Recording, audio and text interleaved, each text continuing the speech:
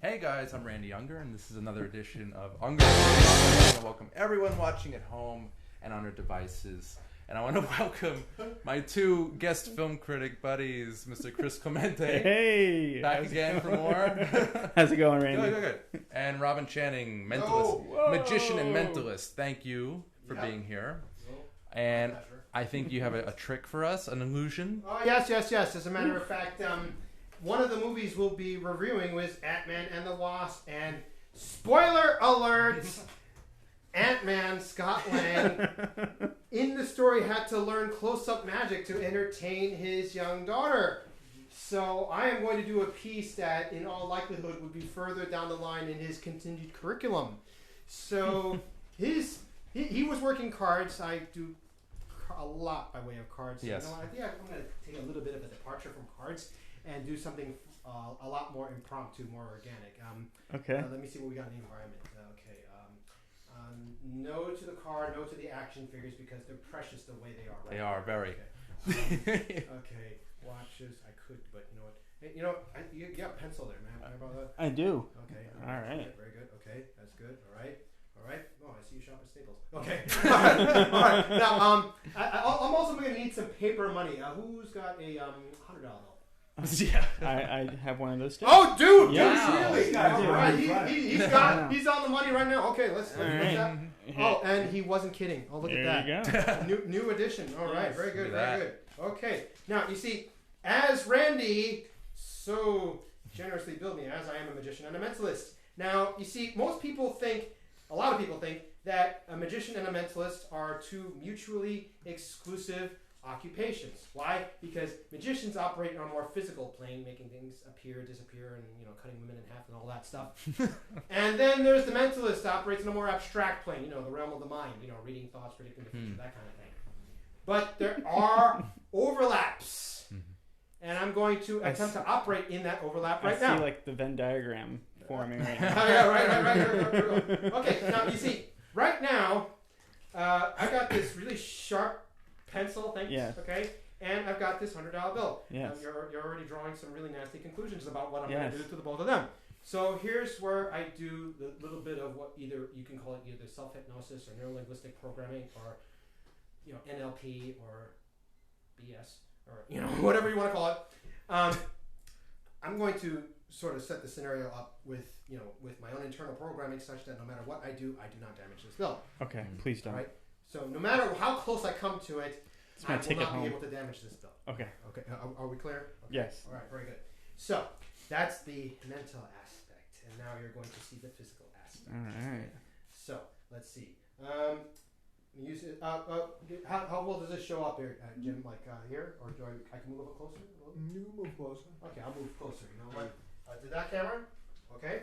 All right. So you know what? Here, can you just take this down here? It's all about the Benjamins. Okay.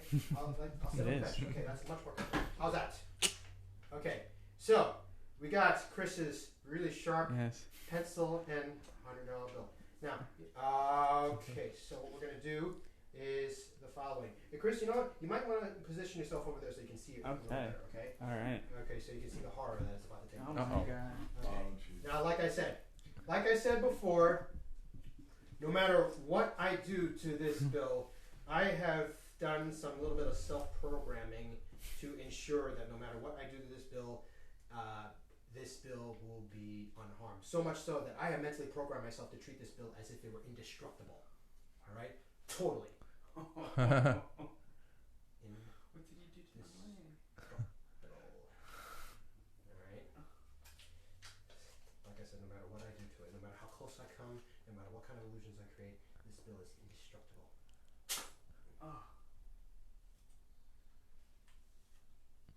Ben has Oh, black eye. Huh? nicely This is done. the part where people applaud. Yeah, thank you.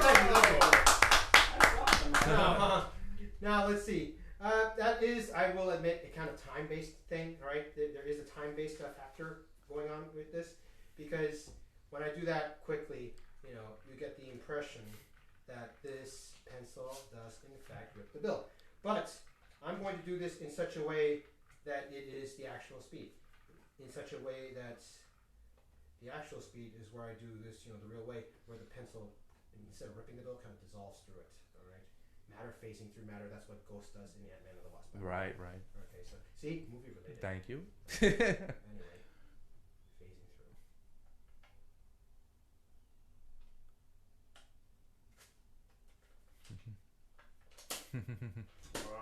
That's awesome. Thank you. Nicely done. There you go. You can check those out.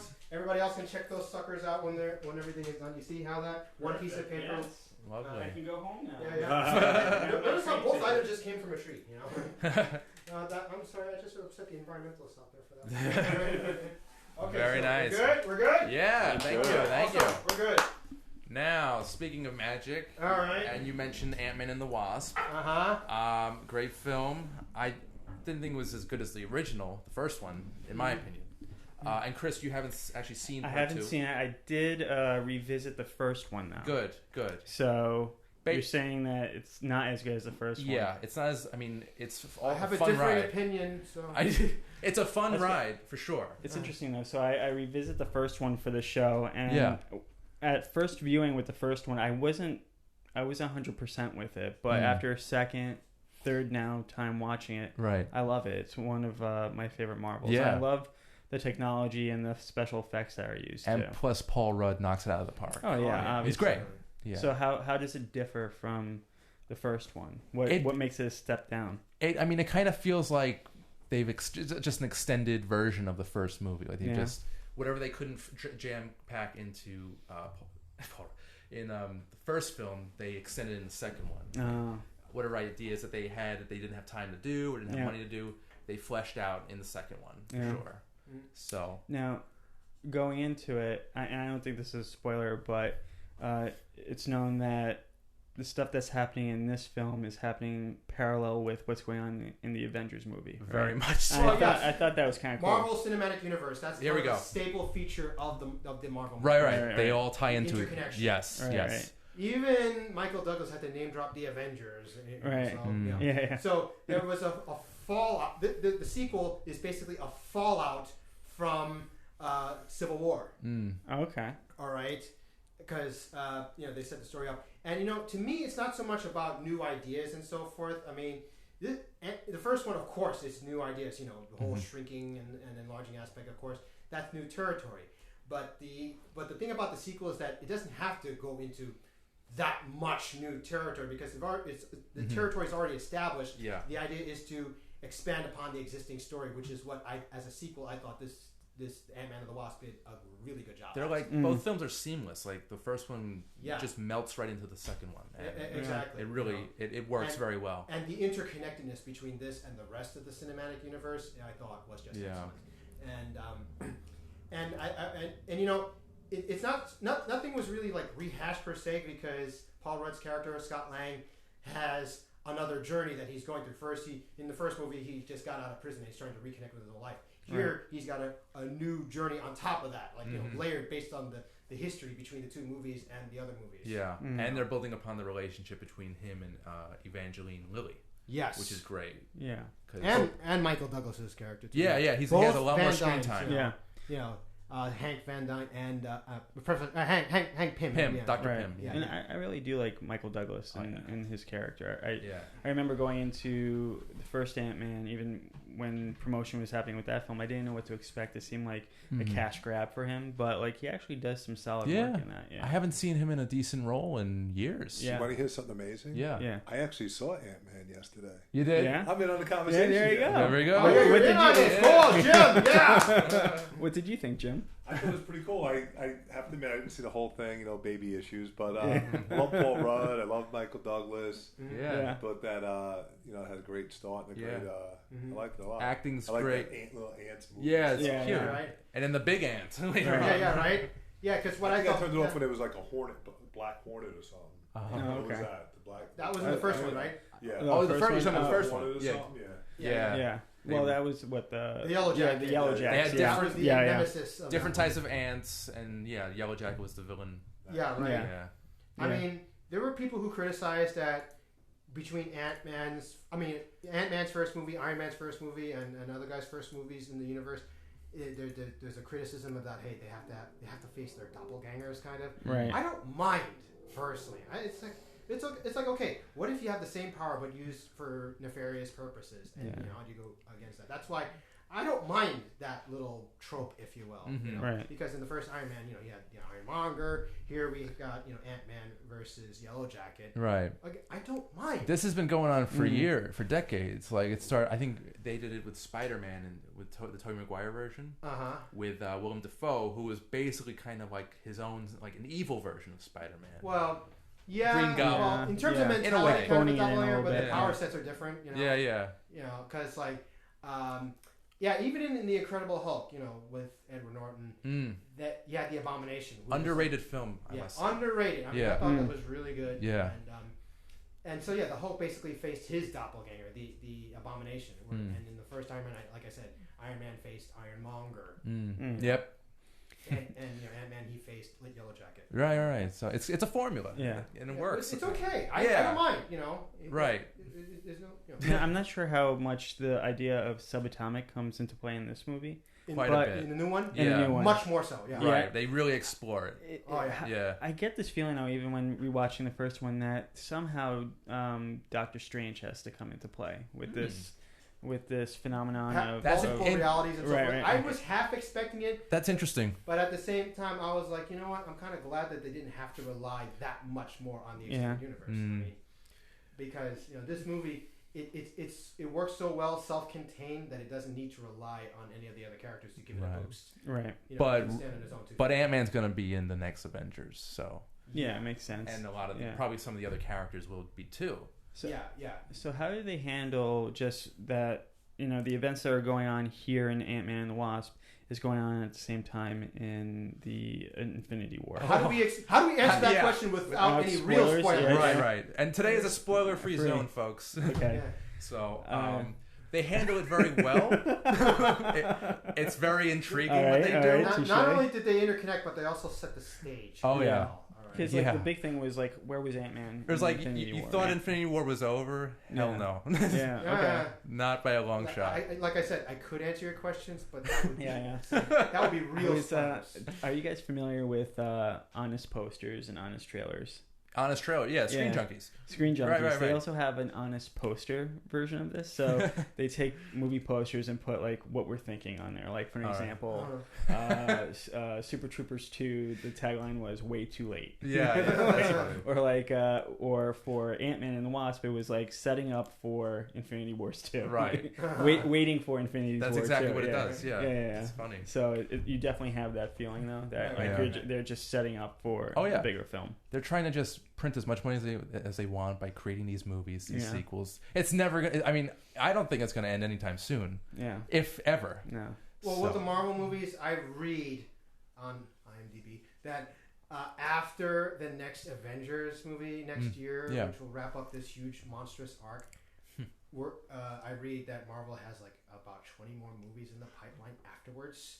Well, they've got like 60 years of material to go through that they. I mean, yeah. But how are they going to connect it into this universe?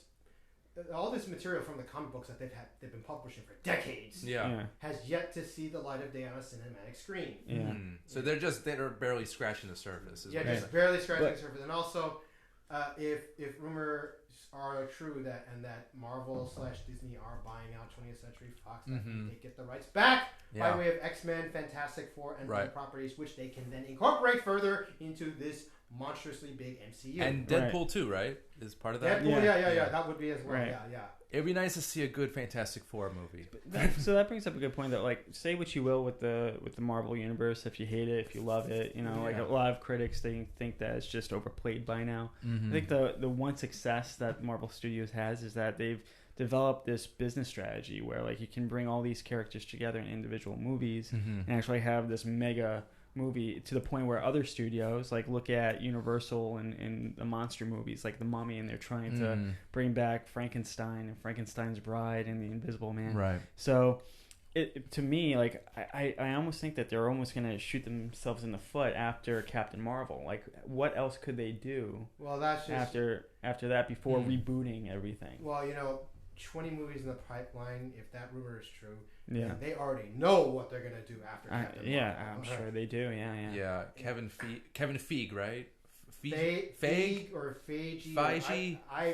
We have to Figgy. look that up a online. very, very smart businessman Yeah, for sure. sure. So Yeah, he knows yeah. what he's doing, Mhm. and yeah, I mean, these are just they're gonna keep rolling these things Yeah. out. Yeah. To the point where, now I hear that the Conjuring universe, right? Uh huh. That's It's going- Annabelle and the Right, so, but they're trying to create a Marvel-esque universe too within their own. So they have Isabel, right? Okay. They have No, Annabelle. Annabelle. Now they have the Nun movie coming out. So and then now they're kind of building it up where they're going to have this mega film. So I mean, Wow. Kevin Feige, he's a brilliant mind. Yeah, he is. Even the Godzilla movies, Right? Yeah. I didn't see the new Yeah. one. Was that good? I heard it was decent. Me personally, I loved it. Like Yeah. from a Yeah. couple years ago, I Huh. loved that one. You know what? Godzilla is like the main feature, but you know what? The main point of view was the human characters, and everything is being told from their point of view, so that you get Right. a real sense of the scale and the scope and the epicness and of the size. So of basically, everything. like a Cloverfield type of situation. kind of, Yeah. yeah, kind of. Which that's one of my favorite sci-fi horror movies. Yeah. Even Yeah. the Right. original Godzilla, Gojira, from back in like the 50s. The first one. The Yeah, first the one. original. Yeah. I mean, that was meant to be an allegory for the horrors of nuclear war. Right. That's what Godzilla embodied. Right. But in the film since, he's just this giant monster destroying buildings and other giant monsters. Right. You know? They kind of touch on the nuclear aspect in the Matthew Broderick film, actually. Mm-hmm. But I refuse to see that one. yeah, no, it's not great. I voiced my opinions on that one. So Yeah. that's one of the rare cases where I will willingly be close-minded. But yeah, and also they did kind of touch on the new Godzilla movie, but like, and also Shin Godzilla from Japan, made my toast. So that one really hit some buttons on that one, on the nuclear aspect. And I liken Godzilla to Rambo in a way, because just as Godzilla was like Misunderstood. a misunderstood symbol of like the nuclear age. Rambo in the first movie, First Blood, was like a misunderstood symbol of the horrors of war. In this case, the Vietnam War. Here's a guy with severe PTSD. Yeah. That part kind of got overlooked, I think. He just wanted to see his friend. You know? Yeah, he just wanted to see That's his all. I don't think they acknowledged PTSD back then. No, they didn't. They didn't No, acknowledge it's it. have a term for demonstrated, Yeah. but clearly it's PTSD. you know. Right. Here's a guy, he was just so programmed, for war that living a civilian life is just close to impossible for the guy. It's like it's a tragedy. If they did that as a drama instead of an action movie, I think you've really got something there to explore that his background, his I mental. think that would be American Sniper. I think it's there. Yeah. I think it was already there. Fair point. In First Blood, it's just you kind of have to read between the lines. Yeah. I do think they're bringing that more. Yeah. Well, movies nowadays are Yeah. more sensitive, I guess, Yeah. to that. Yeah. So. Yeah. But the last Rambo, did you see the one in 2008? No, I didn't. He was just killing Is everything in that his old? path. No? Oh my Yeah. gosh, yeah. Yeah, I liked 'cause it. that's- Yeah. That's what happened with Rambo in the movie since then. He's just this killing machine. Yeah, that's basically it. And Godzilla, it's basically building a killing machine of building his proportions. I really do Maybe hope we can get Rambo versus Godzilla. That would be There an you go. awesome one. That would I be pretty mean, cool. There you go. I like right. that. Well, they're gonna do King Kong versus Godzilla soon. I was about to say, yeah. The Mothman, yeah. I would So, like to see Why not? Godzilla Why not add a do his Rambo? roar, and then in the subtitles it says "Yo." is it going to be the Peter Jackson King Kong versus Godzilla? No. Because that was terrible. no, I no. did not. It's the one that Not good at all. I forgot who directed it, but it was like I forgot. the Who, skull, but skull it had Island. Samuel Jackson. It had Ah. Tom Hiddleston in Yeah. it. Oh, okay, gotcha. Yeah. That King Kong. Last Yeah. summer, yeah. Yeah. Versus Godzilla. Kong. Okay. I feel like there's going to be this resurgence of monsters. Like we see it coming up with what is it? The Meg with Jason the Statham. big sea monster. Right? Yeah. So I feel like we're going to see more of those. Yeah, Mhm. and in the Godzilla monster verse, they're actually building expanded universe.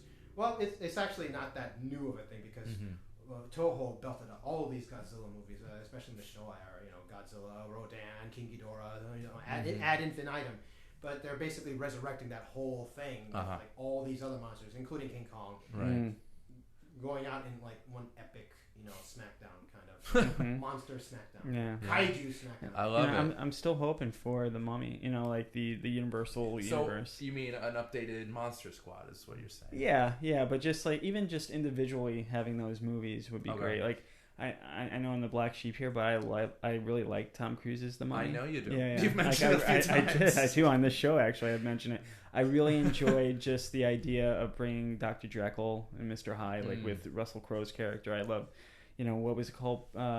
Pangea, I think it's called, or I didn't see. but But wait, you're kind of touching on the Hugh Jackman film, right? Van Helsing. Didn't they kind of do that? They brought them back together. There's talk saying that Tom Cruise might transform into Van Helsing. Oh, interesting. Yeah.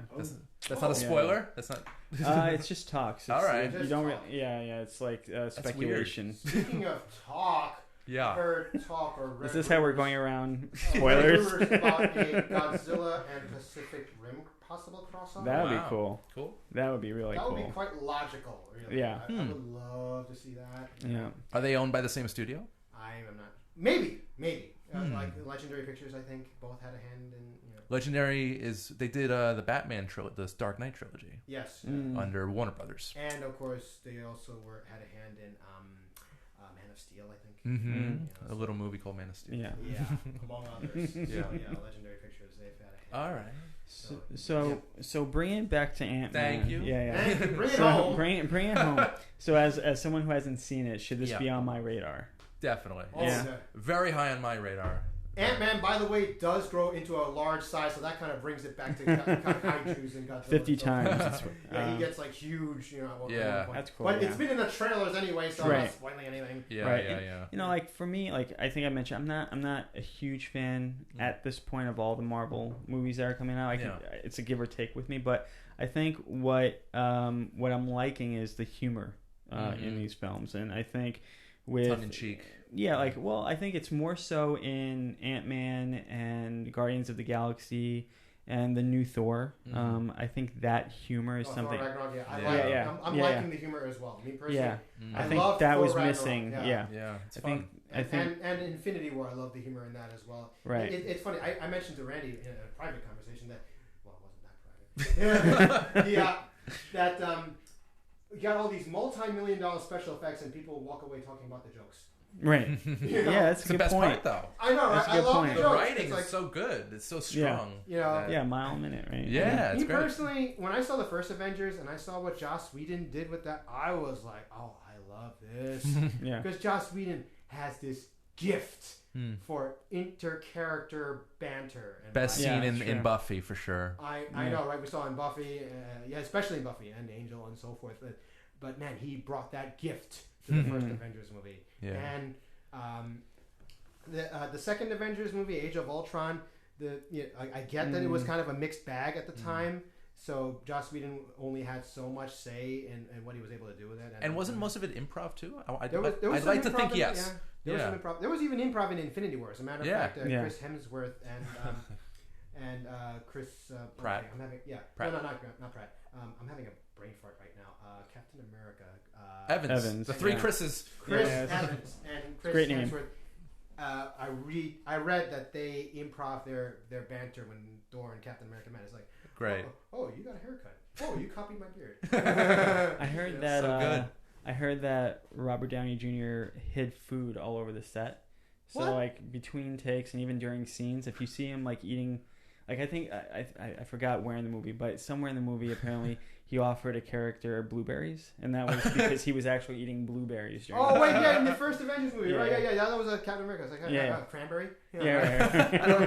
That's very fun. Yeah, right. Oh, that's random. Yeah, right. Yeah. Okay. But I wanted to touch upon how to watch the Marvel. Yeah, that's a real- good point. Yeah, You before we mentioned get into our that before. next movie, I want to Okay, hear about just, this. Just real quick. You see, you can't go into these movies expecting a totally standalone movie that you're just new to, or because all this backstory. You just have to go in with certain expectations. Okay, it's part of a much larger cinematic universe. Yeah. All right, the good guys often win. Mm-hmm. All right, and they're telling that one little piece of a much larger story. You have to have those expectations going into watching a Marvel movie. Yeah. And you have to expect a certain formula. Yeah. You can't just go in and say, "Oh, well, they're so formulaic. They're all the same." Blah blah blah. you can't have that mentality. Mhm. You have to go in expecting and accepting that formula, those tropes, the overall, the flow of the Marvel movies, because they're basically their own style of movie now. You have to go in Sure. True. accepting all of that in order to really enjoy it. But I think like movies like Guardians kind of shifts it a little bit in the direction of in Yeah. terms of formula and trope. yeah, the formulas, the tropes, it's becoming more and more abstract, more vague comments, kind of. Which I love because Because you don't want to see the same movie over and over again. Yeah, Sure, it's sure. very flexible that way. Yeah. That's why I've watched every Marvel Cinematic Universe movie to date for Mm-hmm. that reason. Because each of them offers something new to the same formula, if you will. The whole Right. expanded universe. Well, the early ones are very formulaic. They follow that, hero, villain, hero they still defeats kind of- villain. They still kind of do, but they're getting better at the game. Yeah, much better. They're Yeah, 'cause they're evolving, if you will. Yeah. I mean, we've had like 10 years of these movies. Yeah. So, they can't help but get better at this as they Right. go Right. along. Right. So you know. And to your point, when you have so much special effects and then you have humor and people are actually walking out of the theater talking about the jokes, I think that's a testament to the script and to the actual Exactly. jokes that are being written. So Well said, Yeah. exactly. yeah. Yeah. It can't just be all visual effects. We need something Right. to grab onto, something Right. tangible, which is the dialogue right, Uh-huh. and exactly. the interplay between the Avengers, the Guardians. Speaking so good. of one point about the Avengers, especially Infinity War, that was one gigantic ensemble movie of epic proportions. Yeah. And I've read criticism about it. There's no character to latch onto to feel connected to. I'm like, please, you get connected to them from their standalone movies. Yeah. All right, you don't However- go into Infinity War as the first Marvel movie you've ever seen. Yeah, Right, right. Sure. All right. However, I'm still not connected to Black Widow and Hawkeye. Like maybe because they didn't have their standalone movies yet. No, Not I yet. don't Not feel yet. the need to be connected to them Right, because they're just there. But, like, They've yeah. done their Yeah. parts in their stories, and Yeah, that's it. Black Widow just annoyed me. That's AF, Johansson, right? Yeah, Scarlett yeah, Johansson, yeah. In Yeah, Infinity but Wars, her whole dialogue was like, "Oh my god, Yeah, kind of oh hollow. no," Yeah. Well, I liked her, especially in Age of Ultron. I thought she really had a chance to shine in that one. Yeah. So I felt done me wrong, kind Yeah.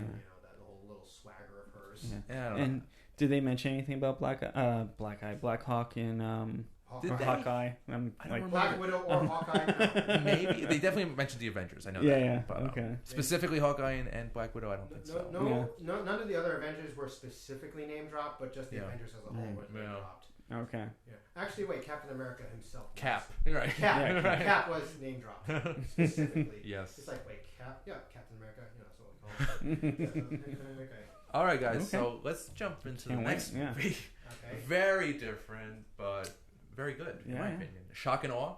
Mhm. Yeah. It's a drama with an ensemble cast about two journalists. Heavy Actually, hitters, huh? What? Heavy hitters in this. Very. What do you got? You got the. Oh, Woody Harrelson did a really. You got Harrelson. You got James Marsden. You've got Rob Reiner, who also directs. Tommy Lee Jones, Jessica Biel, Mila Jovovich, and Richard Schiff. So Mm. What a cast. yeah, Castle phenomenal. Rock. It's In the Seinfeld universe. yeah, I was about to say yeah. Yeah, Castle Rob Rock. Reiner. Yeah, Yeah, that's yeah, his. yeah. That's his company. Yeah. I love that company. Yeah, yeah. City Slickers, Seinfeld, When Harry Met Sally. Awesome. That'd be a great cinematic. All the characters of Castle Rock. I love it. It's so funny. Speaking of sitcoms, I'm like, I've watched Cheers for so many years. Whenever I think of Woody Harrelson, I think of the Woody character that he portrayed Yeah. for years and years and years. So whenever I see him go so far outside that Oh box, my God. I'm just stunned. He's such a great That's actor true. now. Yeah, He's he great. is. Yeah, he is I good. liked what he did in Shock and Awe. Yeah. Yeah. And to branch out to other movies, I loved what he did in Solo. Mm-hmm. And Wasn't he also in Rogue One? No, it's just Solo. Just Just Solo. Solo, Because yeah. he was like Han Solo's mentor figure. Right. No Right. spoilers. And also, I really liked what he did in the Now You See Me movies. Oh, Of course. yes. He played Yeah. a mentalist. I had no idea he had chops of that level Yeah. until I saw the Now You See Me. Nice. There I'm aren't sure. a lot of movies about mentalists, so Or it's featuring mentalists. Yeah, and yeah. stuff like that. Right. Even So- as a side character, Yeah, he was great. it's- Yeah. he's great in everything now. Or like, what was that film recently? The Glass Castle, I believe. I didn't see that one. Yeah, it's based on this book, and he basically plays this idealistic, free-spirited, dreaming family man who's an alcoholic and who would rather tell lies to perceive a better image of himself than actually support his family, and they wind up living in the woods and kind of live like vagabonds going from sounds a town little to town. familiar. Yeah. But he was phenomenal in Yeah. that, and like he was the lead and he was the driving force in that movie. Yeah. And he was great in 3 Billboards Yeah. Outside Ebbing, Oh, Missouri. absolutely. Ebbing, Missouri. Yeah, And yeah, he's just been anything that he does, he's knocking like it out of the park year after year. Yeah, he's one of those actors where he's just great in everything Yeah. he does, like a Josh Brolin in my opinion. Yeah. I think he's better than Brolin, in my opinion. I think he definitely has more range, Right. And he has a likability quality to him. But yeah, he kind of falls into that wheelhouse. Yeah. Yeah. So, what did you think of Shock and Awe, Chris? I really liked it. I really dug it. Mm-hmm. I think it was just great performances all around. I gotta be honest though, I wanted to love it a little bit more. It felt like the Post knockoff a little bit. And you know what? I didn't tell people watching that it's a drama about journalists trying to uncover the truth behind the invasion of Iraq in 2003. It hit all the emotional heartstrings, and it does a great job. It just, I don't know what it was. What about it kind of just threw me off a little bit. It was that that dry, essence. It felt like an independent movie that was trying. Maybe it was trying to be bigger than what it was, and maybe it's the other way around. Maybe the Post actually Inspired. stopped it from actually progressing into the theaters. Maybe because there was some similar qualities to that. This is going to definitely fall through the cracks. And Yeah, under yeah, the I think radar, so. Yeah, unfortunately. And I think because of that, I felt like each character did a great job, each actor. But I wanted to see a little bit more from them, especially like Tommy Lee Jones. Yeah, he's barely in it. Yeah, he's barely. I kind of wanted to. I thought it was interesting. I thought he was going to just give a little bit more, especially. He was actually roommates with President Bush. Wasn't it Al Gore? It was Bush actually in Yale. Yeah. I think it's Gore. Okay. Yeah.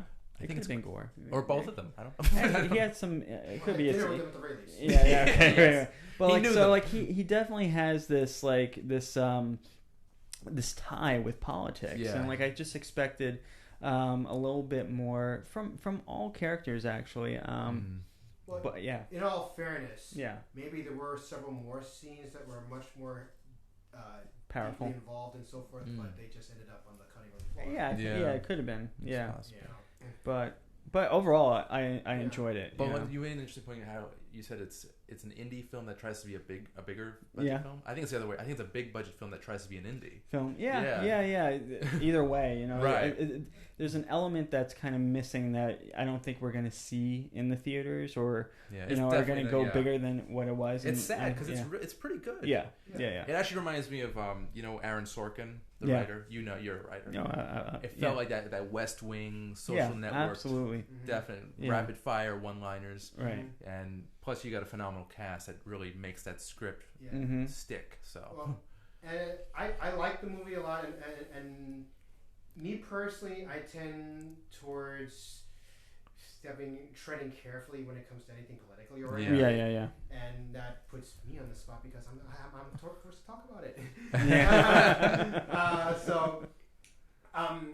It's obviously a very politically charged movie, and in a sense, it's controversial because there were characters in that who, at the barbecue scene much later in the movie, Mm. with Woody Harrelson. yeah, with the Woody father and Harrelson. The father and so forth. There are people who actually believe in that belief set. Mm. That they totally believe, what Bush and the government were doing and so forth. And as a result, knowing that there are people who feel that strong, even to this day, I feel the need to tread very lightly in even just mentioning it. So in terms of accessibility of a movie like this, it has a very kind of select audience. Yeah.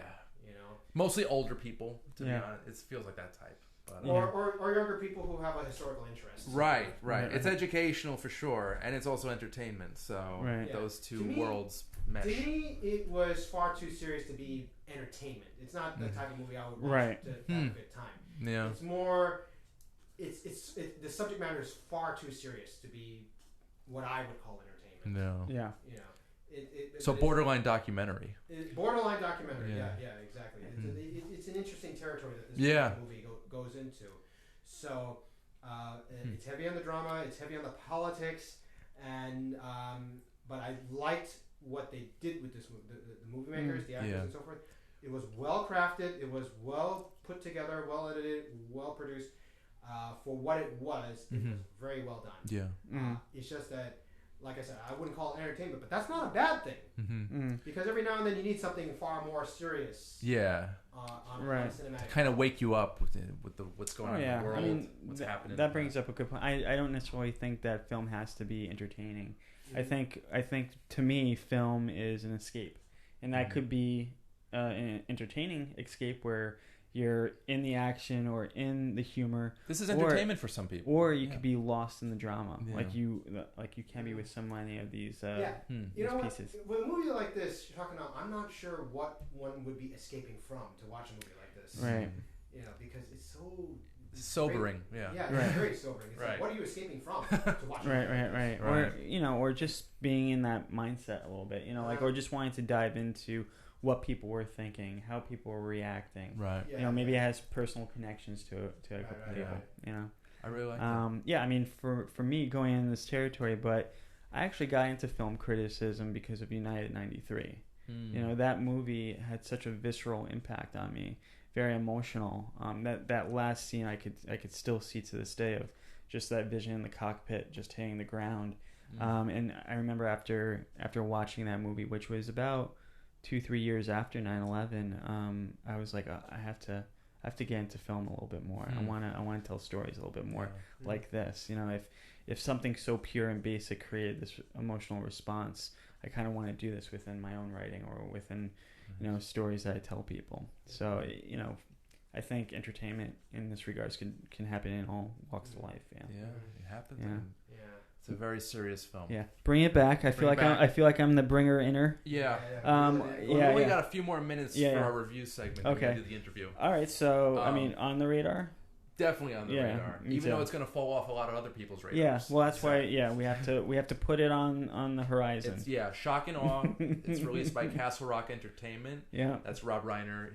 Is that his company? Yeah, or that's his company. Yeah. And basically, it's kind of like Spotlight, The Post. Yeah, All the President's Men. It's really, really good. Yeah, and it comes out July 13th. So check that out. Shock and Awe. Mm-hmm. So okay, our last movie. We only have a few minutes for this one. Yeah. We've kind of talked about this in prior episodes. Yeah, we did. So we can kind of piggyback off of that. But you finally seen it, right? I finally saw it. Yeah. I actually reviewed the. I'm about to review the 4K Blu-ray. Yeah. Awesome. Of A Quiet Place. Ooh. And Robin, you've yet to see the film. Yeah, yet to see it. Okay. Yeah. But basically, it's a thriller horror about this. Chris, you might be able to describe it better. No, well, it's about this post-apocalypse type of scenario where this family has to stay very quiet to avoid being killed by these alien life forms, these monsters that basically attack upon any loud sound. And they're like, this family is hiding out in a cabin in the woods, and these monsters are basically all around, and they have to be completely silent or else they'll get killed. Right. And it's a little bit of a silent piece, a silent film, but I think what it does great is the use of sound. Right. Like every crack on the hardwood floors, every breath of air that kind of whistles through the movie, you kind of get scared for these. The waterfall scene was great. I love that. I think I mentioned that last episode, but then you have this juxtaposition where you have John Krasinski. Krasinski. I always mess up on his name. He actually Jim. He stars and directs this film with his real life wife Emily Blunt. Yes. So he takes his son fishing, so to speak, and he brings him to behind this waterfall, and he starts yelling, and his son, knowing that they have to stay quiet, gets very fearful. But he explains to his son in sign language and then also talking in normal tone that because the waterfall is louder than the atmospheric sounds around them, that they could talk as loud as they want because the monsters won't hear that. And I thought that was just great play on sound. And I think I love those are great takeaways from the film. Great sound design. What you guys are telling me, it sort of reminds me of an episode of Buffy the Vampire Slayer. Everybody's voices were taken away. And the majority of the episode was done silently. Yeah. Yeah. Basically, There's that's a lot it. of that. Yeah, a lot of silence, a lot of sign language. And you've got an actual this little girl. She's a deaf actress, Millicent Simmons. Mm-hmm. I saw her in Wonderstruck last year with Julianne Moore. She's a great actress, and she's definitely going places. And Yeah. A Quiet Place is going to take her, Yeah. above and beyond. She's Yeah. great. And just, I mean, it shows that they're husband and wife. There's just great chemistry. Oh yeah. Between Emily Blunt and John, and I think I think I don't want to give spoilers away, but Yeah. how they're handling the ending, I think it's really nice, and I think it's setting themselves up for more if that's possible. Yeah, I think so too. yeah. All right. Well, yeah, that's A Quiet Place, Robin. If you get a chance. It might be on Yeah. my radar. You know what? Yeah. Here's the weird thing. I'm very partial to horror movies, but I'm actually pretty open to horror anime for some weird reason. Horror anime. Okay. There's Yeah. no anime in this film. There is Yeah. such a thing. There is, yeah. There are Yeah, yeah. horror animes. Look up something called Another. That Ooh. was like, ooh. Yeah, Very cutesy character design, but some really horrific things take place in it. Oh. yeah. Yeah, it's like a 12 or 13 episode anime. Yeah. Another. And Cool. anything in the horror anime genre, just about anything that at least that I've seen, is like, wow, that gets dark. There's a new show out now. I think the title is translated to Angels of Slaughter. It has kind of a Silent Hill feel to Mm. it. I was like, wow, this gets into some really dark territory. I am liking this one. Mm-hmm. And So- yeah, Robin, you love plugging Japanese animation and film. Yeah, I know you're a fan. Yeah. Evidence being what I just described. Yes. So yeah, having said all that, I think I'm gonna put A Quiet Place on my radar. Yeah, Please do. Yeah, Please please do. It's See, I can bring it Yeah. home too. yeah, there you go. Bring it home. Yeah, I think I mentioned this before, but it's one of the movies top on my list this year. Cool. So definitely watch it. Yeah, it's really It's on strong. iTunes too, by the way. So I'm thinking about Right. There you Well, go. it is already out on digital. Yep. And it'll be released on 4K Ultra HD, Blu-ray, and DVD on July 10th. And the special features are great. You've got some behind-the-scenes featurettes, Creating the Quiet, The Sound of Darkness, and A Reason for Silence. All Nice. these basically talk about the making of the film. It's gonna be great on 4K, just sound. Yeah. you Well, know? I only saw it on Blu-ray. It looked pretty great. Okay. There. Okay, I mean, like I think we mentioned, like Saving Private Ryan is one of those great tester movies. Mm-hmm. I can see how this could be like a great tester movie. I could see that too. You know, for if you get a new stereo system. I'm Nice. still on Blu-ray with my whole. Yeah, me Yeah. too. The Yeah, highest I've gotten. yeah. They're just gonna keep going and going and going. And see. I think I don't know. I said this Holograms. before, but I think for 4K is gonna be the last physical medium. Is it? Yeah. We'll see. Yeah, we're already in digital. You know, Mhm. like what more Right. could they do? How clear can Yeah. the picture be? One hard drive takes a whole lot less space Right, than the physical disc Right. collection. But in the event that we fall into a quiet place zone where Mhm. you know we are in this post-apocalypse atmosphere, I'm glad that I'll have my Blu-ray collection. Yeah, right. Nice. Where you don't have access to your cloud or, you know. Yeah. Yeah, because like last I checked, Maddox don't work on discs like DVDs or Blu-rays or even Yeah. 4K discs out Right, there, right. you know.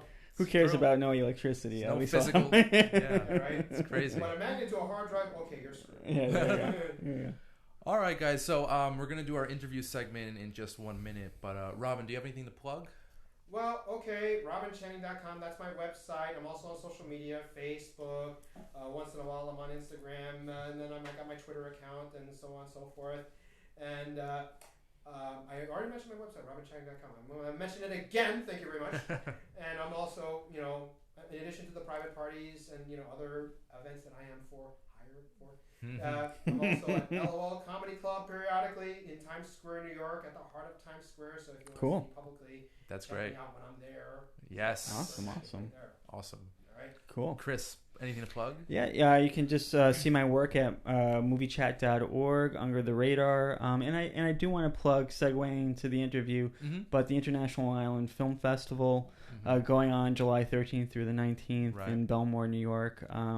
As you'll see with Eric, this interview that we're doing, Yeah. there's going to be some just great films, interviews going on, and we'll be there. Randy Oh, and yeah. I will be Front there. and center. Yeah. Next Saturday, right? Yeah, So, Saturday the 14th. Cool. And so, yeah, thanks, guys. Yeah. It's been Thank you, great. Randy. Yeah. Cool. Come back anytime. You know, you're Thank you, always sir. welcome. And you know, we have the 1 year anniversary coming up. Coming Woohoo. up soon. So far, Yeah. so good. I'm up for that. yeah. You guys obviously are invited. Getting the gang By way of together. being on Under the Radar, so far, so good. Yes, Yeah, yeah. very good. It's always great to have you. All right. So I Cool. hope to see you guys on the 29th. Absolutely. We'll see. Cool. Nice. All right, so we're going to do our interview segment. This is Eric Vollweiler, and he is a producer, publicist, and marketing consultant of many film festivals, including of which the 36th annual Long Island Film Festival, which kicks off July 13th through the 19th. And here's that interview. Check it out. Thanks for making time, Eric. Really appreciate it. Really excited to hear what's going on in your life and your line of work. Just reading your bio with the amount of film festivals that you do, gets me out of breath. So I would love to just hear from you, just the level of work that you do. It sounds like around the world with the film festivals that you market to. Yeah, no, I mean, I started back in 2000 when I was going to Emerson College in Boston. I had my first experience as a volunteer on the Nantucket Film Festival, which is in Massachusetts, of course. And my second volunteer experience was Sundance back in 2002, and I was a crowd liaison at the Egyptian Theater. And again, when I was in high school and also after going into college, I was producing plays, and I always liked the aspect of bringing people together.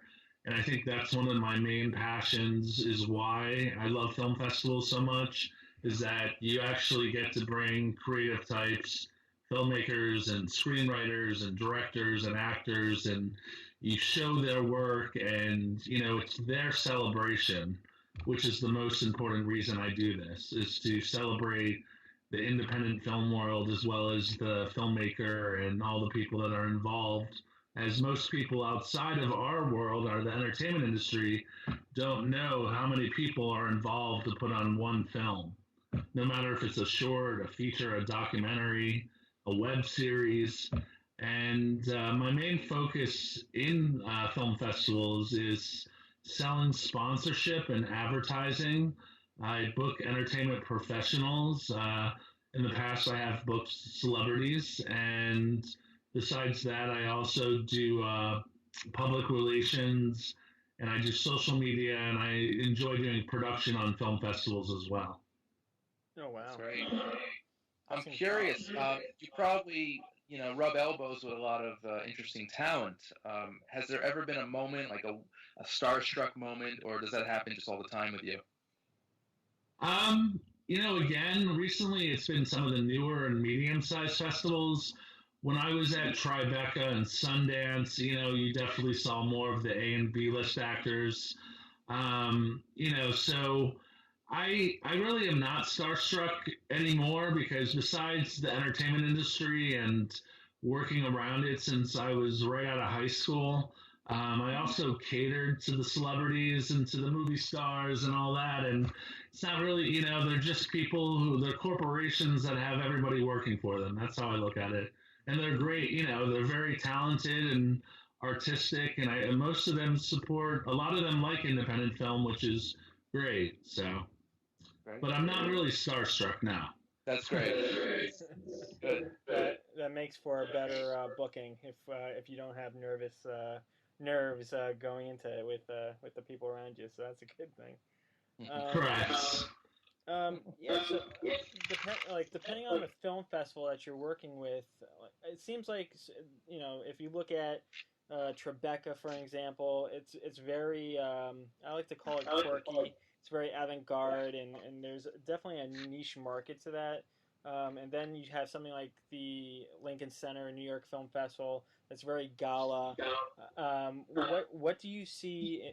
What makes your film festivals that you work with a little nuanced and a little different than the rest?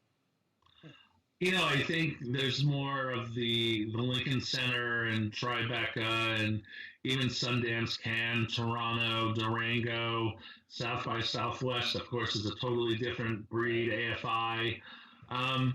again, these are newer and medium-sized festivals that have definitely a feel of community, like a different type of audience. This is when you go to some of the major festivals, it's more of I guess you would say the bourgeoisie in some aspect. Or again, there's film lovers, but one of the things I've learned about marketing film festivals is that we do target a higher income level audience, and that's something which is really cool. It's sort of like your Broadway audience, but the festivals I work on, again, we screen films from all over the world, which I think most film festivals do, depending on the genre.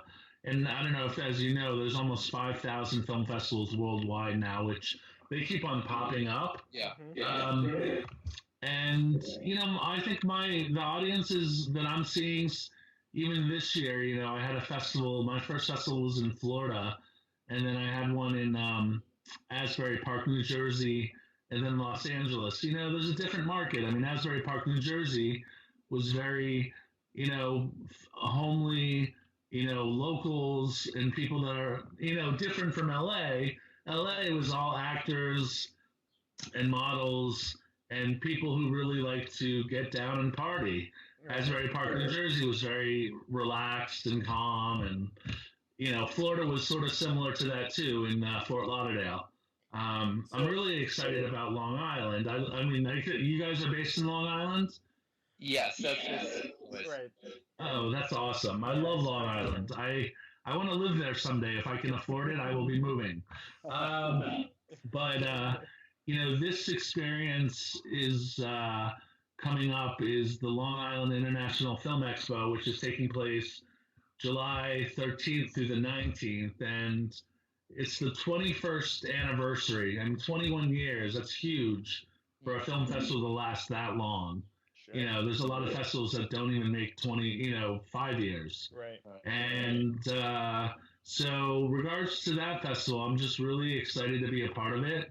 And I've learned a lot doing public relations with a great board and a great team of women. And so I hope it's a great success, and I believe it will be. I have total faith in my work. And I also did some marketing. I got 5 College to come on board as a pretty big sponsor, and I know they're going to be promoting the film program there. So, and what are some of the spotlight films that are going to be screened at the festival? That is a great question. You got me off guard because I don't do any of the programming. Okay. It's all on our website at longislandfilm.com. And you can see we're screening about 150 films. Wow. 150. Awesome. Wow. That's great. And I mean, from your experience with Long Island, what sets them apart than other film festivals, would you say? I just love Long Island. It's just one of these things where I'm from upstate New York. I lived in Manhattan already. I worked in Manhattan, but Long Island has the people and the food are always what I say about Long Island. And you guys have a lot of great entertainers that have came from Long Island too. Sure. From Alec Baldwin, Stephen Baldwin. Who else is? There's a number. I could go on and on, but Billy Joel for musicians. Yeah. Yeah, absolutely. I mean, and you're based out of Albany, right? I actually live right outside of Saratoga Springs, New York, close to Albany. Yep, I worked in Saratoga. I've been when I was in Albany, I lived in Albany for close to 15 years. So, and I worked in Saratoga and around Saratoga for the majority of that. So, I'm very familiar with SPAC and Broadway and everything that's Saratoga. And they do have a great film festival too. I've been there a couple of times. And you're absolutely right when you're talking about the little film festivals that pop up. There's a town not too far from Saratoga, Ballston Spa, and they would have the Ballston Spa Film Festival.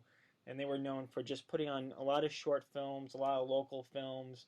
I think one year it was a big deal that Ray Liotta came by and kind of stopped by and chatted about the short film that he was in. So what I love about these smaller film festivals is that it just brings the community together, and usually Correct. it's usually like-minded people who just love film, So talking about food and the people of Long Island, I'm sure it's going to be a great time, as it probably has been for the 21 years that you've mentioned. It's probably going to be a good time this year as well. Yeah, I'm really excited. And then my next film festival after that is in Las Vegas. My second event in Las Vegas. It's called the Silver State Film Festival, and that's taking place September 6th through the 9th at the Orleans Hotel and Casino. Mhm. And then I have a festival in Albany, New York, which is my second year working on it, called the New York State International Film Festival, which Okay. is going to be at the end of September. And then finally, my last festival this year is in Princeton, New Jersey, the Princeton Independent Film Festival, which is November 13th through the 16th. Wow. Busy man. Yeah, no, I mean, it's multitasking. I do two events. I love it. And I mean, I guess when you're passionate about something, at the end of the day, you just focus and you get it done. And that's what I'm trying to That do for myself. So. that's incredible. Like I know people right. who are just involved with one film festival year round. How do you go about being involved with so many? Yeah. I always look at myself like a ghostwriter in Hollywood. Yeah. A ghostwriter will jump on a project and write maybe 5 or 6 scenes and then go to the next script. Or maybe that ghostwriter is a full-time writer too, writing. I mean, the most important thing about this industry is working hard, working ethically, honestly, and morally, and getting your name out as a hard worker. And then I think eventually everything else follows. So it sounds like from a very young age you got involved in the industry. I mean, would you say that you were a film fan first, or you kind of matured into the film world, that you became a lover of film just by being a part of the industry? I was my father who brought me to all the Broadway shows, and and I was in and out of New York City going to Broadway plays and watching movies. I mean, again, Spielberg, of course, is one of my favorite role models. Again, just as a kid, no matter if it's E.T. or Goonies, you can't go wrong. And I think it's kind of interesting. I do love watching movies. It's funny, I haven't been to the movie theater in a long time, but like now I really love the industry and the business as a whole. Mm-hmm. And I really, from theater into film, I think I learned so much. My last internship was at a movie studio, and I experienced what a studio was like in Hollywood when I went. It was my last internship out of Emerson College, and I just realized from that and from volunteering and interning on the 2 film festivals I mentioned before that I do love film, and I love the film business, and I think I get it from my dad is a salesman, and my grandfather, who's passed, was a rabbi of a big congregation. So. Wow. Now, what would you say is your ultimate career goal? Would you want to run a festival on your own, or would you want to get into more development or like a corporate role in the film industry? I'm what I want to do, I think, is build a sales and marketing team eventually someday, which I can do even more festivals than I'm doing now, and even going outside of the U.S. and doing festivals in other countries, and selling sponsorships and advertising, and managing a great team that loves and are passionate about the experience too. That's great. Yeah. Sort of like it would be like a marketing company that would focus on film festivals. Nice. That sounds like the dream to me. So let me ask you this: what advice would you give to young people that are going into the industry that want to make their mark in film festival marketing, or just the film festival industry in itself?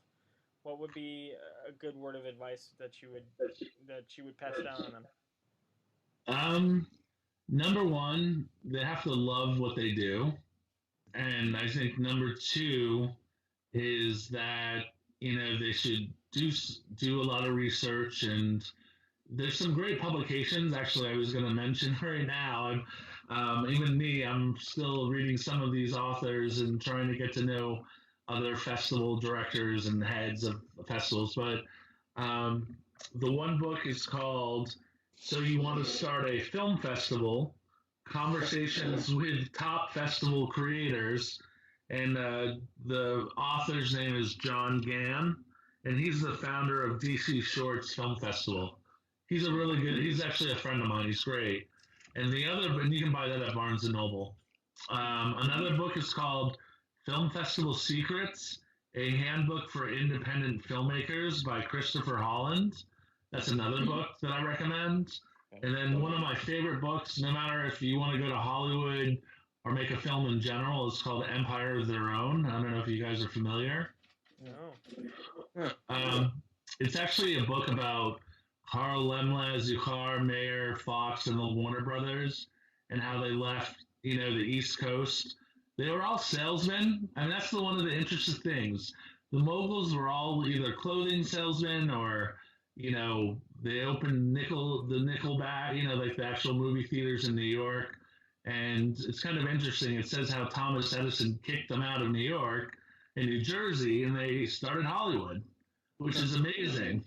It's called Empire of Their Own. A&E has it on DVD, and the book is at Barnes & Noble. You can order it. It's an amazing story of how Hollywood was started. Eric, what else do you want to plug since before we run out of time?